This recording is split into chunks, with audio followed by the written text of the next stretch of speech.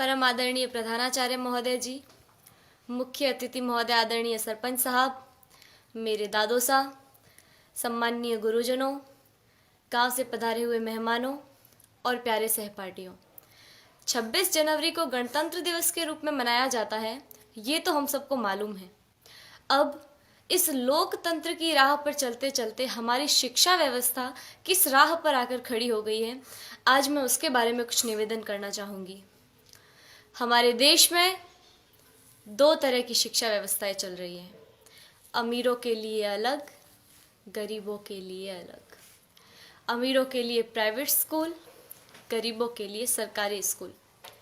मैंने कई बार देखा है, घर पर जब मेहमान आते हैं और पूछने पर हम ये बताते हैं कि सरकारी विद्यालय में पढ़ रहे हैं, तो उनके चेहरे का रिएक्शन, भाव एक अलग तरीके का हो जाता है।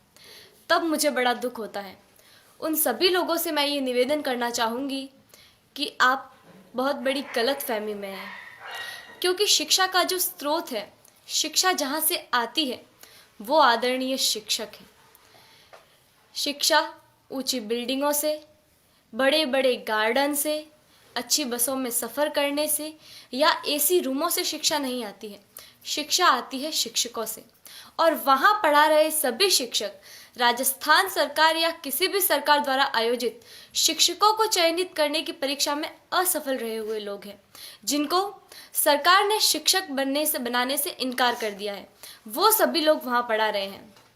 हमारा सौभाग्य है कि हम जिस विद्यालय में पढ़ रहे हैं, वहाँ के शिक्षक राजस्थान सरकार द्वारा आयोजित शिक्षकों को चयनित करने की परीक्षा, जिसमें लाखों लोग भाग लेते हैं, उन लाखों लोगों में से चुने हुए शिक्षक हैं, जिनको राजस्थान सरकार ने शिक्षक बनने के योग्य समझा है। हमारा सौभाग्य है कि हमें ऐसे ट्रेंड टीचर पढ़ा रहे हैं। मुझे गर्व है कि हम अच्छे हाथों में हैं। मेरे दादो सा आदरणीय जय सिंह जी देवल यहाँ विराजे हुए हैं, जो मुझे कभी कभी एक बात कहते हैं कि जितने भी IAS, RAS या सरकार के किसी भी उच्च पद पर लगे हुए ऑफिसरों में से ज़्यादातर ऑफिसर्स सरकारी विद्यालयों में पढ़े हुए हैं और सरकारी विद्यालयों से ही उत्तीर्ण हुए हैं।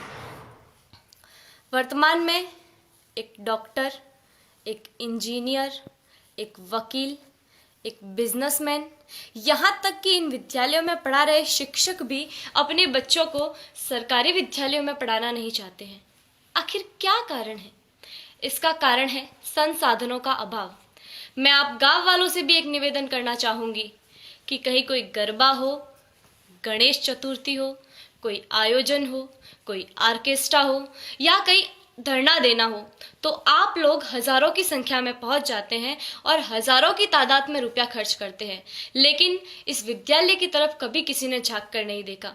इस विद्यालय की ओर देखने का किसी को भी समय नहीं है।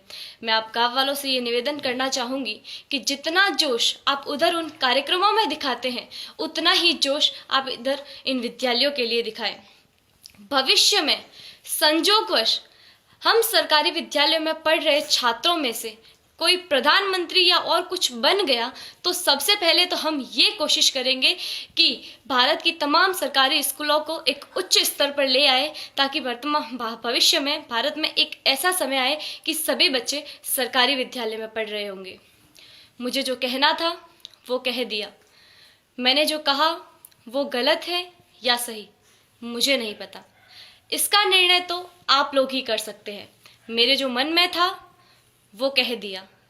अब मुझे बहुत अच्छा महसूस हो रहा है। जय हिंद, जय भारत।